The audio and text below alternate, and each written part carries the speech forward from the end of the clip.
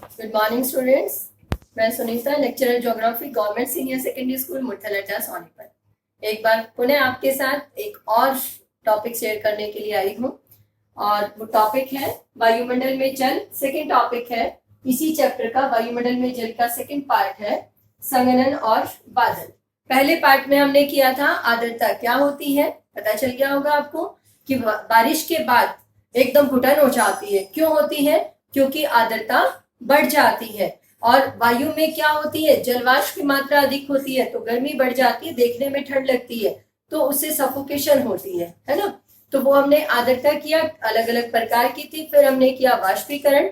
अब हम क्या करने वाले हैं, आज हम जो करेंगे वो है संघनन और बादल। तो एक बार इसको देखते हैं। ये देखिए, ये जल है। तो वाष्पीकरण क्या है? जल के द्रवावस्था से गैसीय अवस्था में, जल के द्रवावस्था से गैसीय अवस्था में परिवर्तित होने की प्रक्रिया को क्या कहते हैं? वाष्पीकरण। और हमने देखा कि वाष्पीकरण, अगर वायु का तापमान अधिक होगा तो वाष्पीकरण की मात्रा अधिक होगी और वाष्पीकरण अधिक होगा तो संघनन अधिक होगा। अब संघनन क्या है? जल के गैसीय अवस्था से जलीय अवस्था में, यानी गैसीय अवस्था से जलीय अवस्था में परिवर्तित होने की प्रक्रिया को हम क्या कहते हैं? संघनन कहते हैं। जब वाष्पीकरण होता है तो तापमान बढ़ता है और गुप्त ऊष्मा अवशोषित करता है। लेकिन संघनन कब होता है? वाष्प, जब हम जैसे पतीला पानी गर्म करते हैं, दूध गर्म करते हैं और अगर उसका लेड ऊपर से हटा देते हैं तो जैसे ही वो आग के ऊपर से हटता है, टेम्परेचर उसका डाउन हो जाता है, तो जो भाप थी वो जल बूंदों के रूप में परिवर्तित होना शुरू हो जाती है और उसे ही हम क्या कहते हैं? संघनन कहते हैं। क्या कहते हैं उसको? संघनन। यानी संघनन में क्या होता है? ऊर्जा निर्मुक्त होती है। वाष्पीकरण में ऊर्जा ग्रहण करता है जिससे गुप्त ऊष्मा कहते हैं, लेकिन संघनन में ऊर्जा निर्मुक्त होती है। क्लियर हुआ? अब संघनन के बाद कई बार क्या होता है कि वाष्प से द्रवावस्था में, जलीय अवस्था में परिवर्तित नहीं होते, बल्कि वाष्प से सीधा ठोस अवस्था में परिवर्तित हो जाता है। तो जब जल वाष्प से सीधा ठोस अवस्था में, यानी गैसीय अवस्था से सीधा ठोस अवस्था में परिवर्तित हो जाता है तो उस अवस्था को हम कहते हैं ऊर्ध्वपातन। क्या कहते हैं उसको? ऊर्ध्वपातन। मान लो जैसे हम गरम गरम दूध या कोई चीज है और उसको तुरंत हम फ्रीजर में डाल दें, यानी बहुत ही कम टेम्परेचर हो गया, उसमें हमने डाल दिया, तो वो क्या होगा? एकदम गैस में नहीं बदलेगा बल्कि तुरंत ठंडा होकर ठोस हो जाएगा। तो उस अवस्था को हम क्या कहते हैं? गैसीय अवस्था से ठोस अवस्था में परिवर्तित होने को हम कहते हैं ऊर्ध्वपातन। ठीक है। अब हमने देखा कि जल वाष्पीकरण से, यानी वाष्प से द्रवावस्था में परिवर्तित होता है तो उसको हमने संघनन कहा। जब ये संघनन होता है तो जो हवा में हमारे अनेक ठोस धूल कण इत्यादि होते हैं, धुएं के कण होते हैं, ध्यान रखना, धूल और धुएं के जो कण होते हैं ये अपने आसपास जलवाष्प को संग्रह करते हैं, इसलिए इनको क्या कहते हैं? इनको हम आर्द्रताग्राही कण कहते हैं, क्योंकि ये आर्द्रता को संग्रहित करते हैं, ग्रहण करते हैं, तो इसलिए इनको आर्द्रताग्राही कण कहते हैं। धूल और धुएं के कण, स्मोक इत्यादि, जो राख इत्यादि होती है वो सारे आर्द्रताग्राही कण होते हैं और धूल और धुएं के जो कण होते हैं उसको हम स्मोग कहते हैं। स्मोक, डस्ट एंड स्मोक मिलकर क्या बन गया? स्मोक कहते हैं उसको। क्लियर हो गया? तो अब ये संघनन होने के बाद जब ये धरातल पर नहीं पहुंच पाते और वर्षा के रूप में नहीं आते बल्कि वायु में ही अनेक रूपों में लटके रहते हैं, तो उससे अनेक प्रकार की परिस्थितियों का, अनेक प्रकार की अवस्थाओं का जन्म होता है। कौन कौन सी है? वो है आपकी ओस, पाला, कोहरा और कुहासा। अब हम देखते हैं कि ये क्या होता है। ओस क्या होता है? जब वायु का तापमान, अभी हमने वाष्पीकरण वाले पार्ट में किया था कि जब वायु का तापमान कम हो जाता है तो वायु की जलवाष्प धारण करने की क्षमता कम हो जाती है, तो तापमान कहां तक आ गया? ओशांक तक आ गया। तो ओशांक क्या है? वह ताप जिस पर वायु संतृप्त हो जाती है उसको हम क्या कहते हैं? ओशांक कहते हैं। तो इसको हम एक बार रख कर लेते हैं। उस तापमान को हम क्या कहते हैं? ओशांक कहते हैं। तो जब ओशांक से कम तापमान होने पर जो संघनित जलवाष्प है वो जलवाष्प पत्थर पर, पेड़ों पर, पत्तियों इत्यादि पर जल के बूंदों के रूप में परिलक्षित होते हैं तो उसको हम क्या कहते हैं, ओस कहते हैं। क्या कहते हैं उसको, ओस कहते हैं। ओस बनने के लिए किन किन परिस्थितियों की, जैसे हम कहते हैं सर्दियों में ओस पड़ती, गर्मियों में नहीं पड़ती, किन परिस्थितियों की आवश्यकता होती है। सबसे पहले तापमान का औशांक से कम होना है, तो तापमान औशांक तक पहुंचेगा यानी वायु ठंडी होगी तभी तो होगा ना।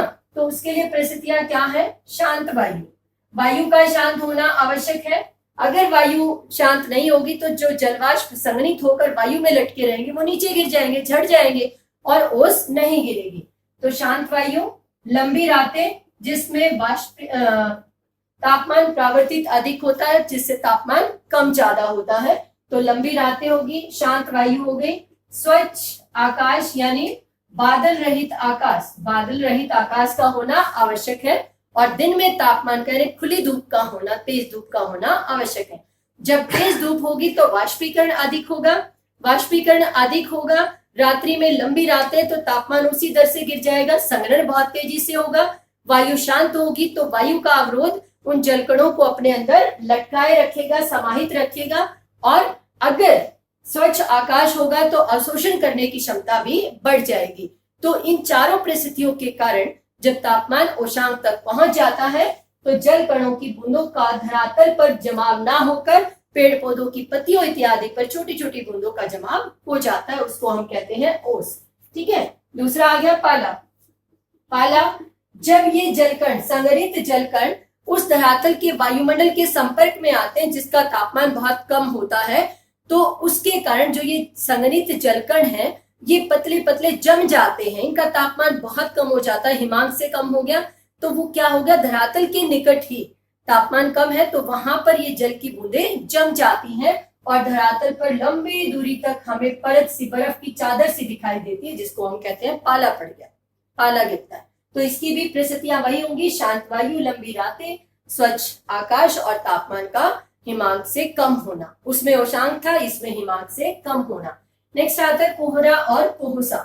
जब वायु का अवरोध जलकणों को समाहित तो रखता है लेकिन नगरीय क्षेत्रों में या रेजिडेंशियल एरिया में, आवासीय क्षेत्रों में धूल धुएं के कारण डस्ट पार्टिकल्स ज्यादा हो जाते हैं और तापमान अधिक होने के कारण वाष्पीकरण अधिक होता है, तो ये जल की बूंदें वायुमंडल में धरातल से कुछ किलोमीटर की ऊंचाई पर ही लटकी रहती हैं, जिसके कारण दृश्यता कम हो जाती है। उस स्थिति को हम कहते हैं कोहरा। कोहरा पर्वतीय भागों में ना होकर मैदानी भागों में होता है, जबकि कुहासा जिसमें शुष्कता अधिक होती है वो पर्वतीय भागों में अधिक पाया जाता है, जिसकी दृश्यता कम हो जाती है। कई बार तो इतनी अधिक, हम कहते हैं ना कि धुंध सी पड़ गई, कुछ भी नहीं दिखाई दे रहा, तो वो क्या है, कुहासा है। ठीक है, और बहुत दूरी तक, अगर 50 मीटर की दूरी तक है तो उसको हम कोहरा कहते हैं। तो ये किस कारण से होता है, संघनन के कारण। ठीक है, अब नेक्स्ट आ गया बादल। बादल, संघनन आपको क्लियर हुआ होगा। बादल क्या होते हैं, आप देख रहे हो ये बादल दिखाई दे रहा है यहाँ पर। बादल क्या होते हैं, जब संघनित जलवाष्प, जब संघनित जलकण वायु में ही लटके रहते हैं, किसके चारों ओर, आर्द्रता ग्राही केंद्रों के चारों ओर, और ठंडे हो जाते हैं, तो उससे ऊपरी बहुत अधिक ऊंचाई पर नहीं, कम ऊंचाई पर, तो उससे जो एक आवरण दिखाई देता है हमें, उस आवरण को जो संघनित जलकणों से घनिष्ठ होकर बनता है उसको हम कहते हैं बादल। जब वायु का अवरोध इन्हें संभाल नहीं पाता तो ये धरातल पर गिरते, उसको वृष्टि कहते हैं। लेकिन जब ये जल, संघनित जलकण वायु में ही लटके रहते हैं और एक कुशल और बड़ी संहति का निर्माण करते हैं, उसको हम कहते हैं बादल। क्लियर, अब आपको दिखाई दे रहे होंगे 1 2 3 4 लिखा हुआ है। तो ये क्या है, बादलों के आकार, उनकी ऊंचाई और उनमें किस प्रकार की विशेषताएं हैं उसके आधार पर, संरचना के आधार पर इनको मुख्य रूप से 4 भागों में बांटा है। कितने भागों में बांटा है, 4 में। अब आप देखो, सोच के देखो, एक बार आंख बंद करो और सोचो कि जब हम आसमान में बाहर देखते हैं जैसे बादल है, तो हम कई बार क्या कहते हैं, बड़े काले काले बादल हो गए, बारिश होने वाली है, गड़गड़ाहट हो रही है, कहते हैं ना ऐसे। लेकिन कई बार हम क्या कहते हैं, बड़ा साफ सुंदर, जैसे चांदी जैसा आवरण है, परत से बिछी हुई है और ये जैसे पक्षी उड़ रहे हो ऐसे है। तो वो क्या है, उनकी आकृति है और उनकी ऊंचाई है, तो उसके आधार पर इनको 4 भागों में बांटा है। ठीक है, देखा आपने, जो पक्षी के पंखों के समान होते हैं, अधिक ऊंचाई पर होते हैं, लगभग 7000 मीटर से 12000 मीटर की ऊंचाई पर जो मेघ पाए जाते हैं, ये देखो पक्षी के पंखों के समान, तो इनको हम कहते हैं पक्षाभ मेघ। क्या कहते हैं? पक्षाभ मेघ, पक्षी के पंखों के समान। ये वर्षा नहीं लाते, बहुत ऊंचे मेघ होते हैं, लंबी दूरी तक फैले हुए होते हैं। और दूसरे आ गए कपासी मेघ। जैसे कपास की रुई होती ना, रुई के धुले हुए गोले गोले होते हैं, ऐसे ऐसे दिखाई देते हैं, दूर दूर तक रुई के धुले हुए गोले हैं। इनकी ऊंचाई होती है 4000 से 7000 मीटर तक, तो इन मेघों को हम कपासी मेघ कहते हैं। ये भी वर्षा नहीं लाते। और तीसरा है, ये आप लेयर्स देख रहे होंगे, तो इनको, ये 4000 मीटर से कम ऊंचाई के मेघ होते हैं, जिनको हम क्या कहते हैं? लेयर के कारण सत्री मेघ भी कहा जाता है। यह मेघ भी कम वर्षा लाते हैं। और चौथी प्रकार के मेघ हैं जो हम कहते हैं उमड़ घुमड़ काले काले बादल आए। यस, वो काले सघन और कम ऊंचाई वाले जो बादल होते हैं उनको हम कहते हैं वर्षा मेघ। निम्बस या वर्षा मेघ जो पर्याप्त वर्षा लाते हैं। अब इनकी ऊंचाई के और आकृति के आधार पर इनको कई पार्ट में और बांटा जाता है, जैसे पक्षाभ सत्री मेघ, पक्षाभ कपासी मेघ, वर्षा सत्री मेघ, वर्षा कपासी मेघ। तो वो उनकी आकृति के आधार पर होता है। तो बादल ही वर्षा लाने में सहायक होते हैं। तो किस प्रकार के बादल है, किन नक्षत्रों में है, क्यों हम ऐसा अनुमान लगा लेते हैं कि इन भागों में वर्षा होगी? अब वर्षा होने वाली, अब नहीं होगी। काले काले बादल आ गए, सलेटी रंग के बादल छा गए चारों तरफ, सघन बादल है, कई बार ऐसा लगता है जैसे धरातल के निकट ही आ गए, तो वो वर्षा मेघ है। ठीक है, तो इस प्रकार आज का टॉपिक हमने किया, 2 टॉपिक सब टॉपिक कवर किए, एक संघनन और दूसरा बादल।